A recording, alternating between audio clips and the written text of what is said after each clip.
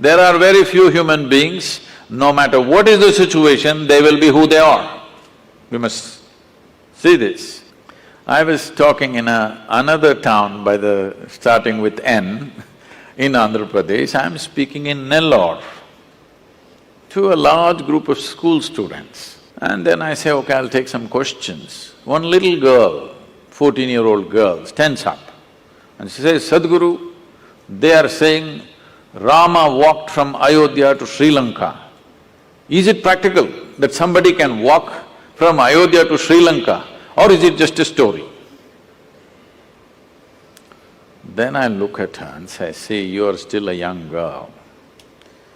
After a few years, you will find a man.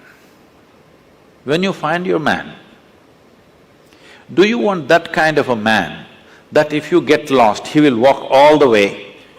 Or he will think this is not practical and find a practical solution in his neighborhood? What kind of a man do you want? Well, even the little girl knows what kind of a man she wants. Now, why this question I'm bringing this up is,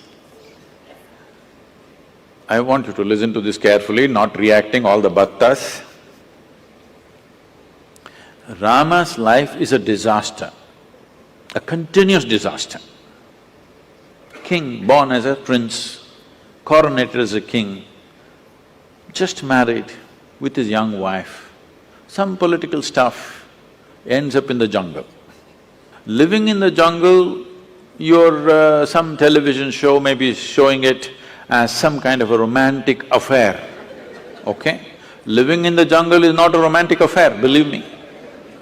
I have individually, by myself, I've lasted in the jungle for weeks on end by myself, eating out of the jungle. After 3-4 weeks when I came out into the town, people wouldn't recognize me. That's how it would be. So with a young wife, she's not a tribal woman, she's a princess. Living with her in the jungle is not a romantic affair, it's a tough life.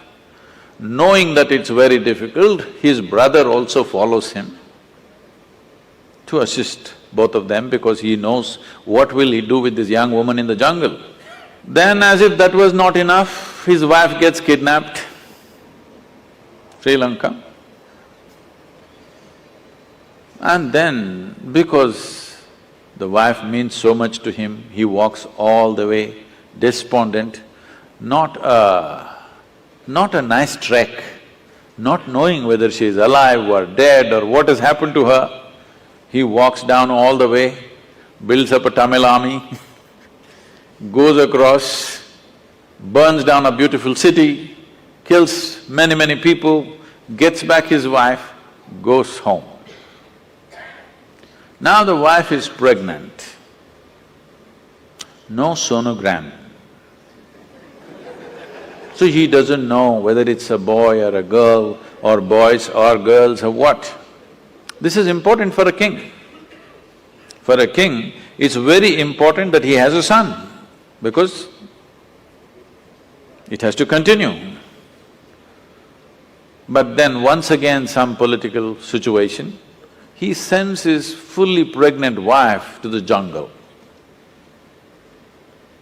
She goes there, delivers 2 boys, he doesn't know. And then he gets into a battle with his own children. If at all, if there can be a true disaster in your life, in anybody's life, knowingly or unknowingly you killed your own children, this is the worst thing that can happen to you. It almost happened to him. He almost killed them. Somehow, by fate, whatever situation, he did not kill them, he almost killed them. He did his best to kill them without knowing who they are. Then Sita dies without ever seeing him again. You call this a successful life? No. But we worship him. Why do you worship a failure like this?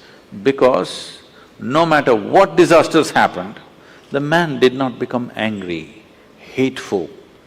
He did not lose his balance. He maintained his balance 100%. He did not give up any of the values and ethics with which he lived. A continuous disaster, a serial disaster he is, but unmoved, untouched. It is this quality that we are bowing down to. We are not bowing down to him because he's a super success. He is a super failure, but within himself, do what you want. You cannot take away who he is. One of these incidents that happened in his life happened to most people, they would all be cracked up. Yes or no?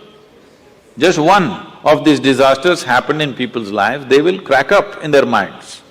Serial disasters, but total balance. We are bowing down to that quality because this is inner management. If you go out to do things in the world, you cannot control what the world will throw at you. But what you make out of it is 100% yours. You wouldn't mind stepping into any situation, facing anything in the world because you are in a blissful chemistry. Rama is in a peaceful chemistry. No matter how many troubles you throw at him, similarly, if you have blissful chemistry, no matter how much nonsense somebody throws at you, you're blissful.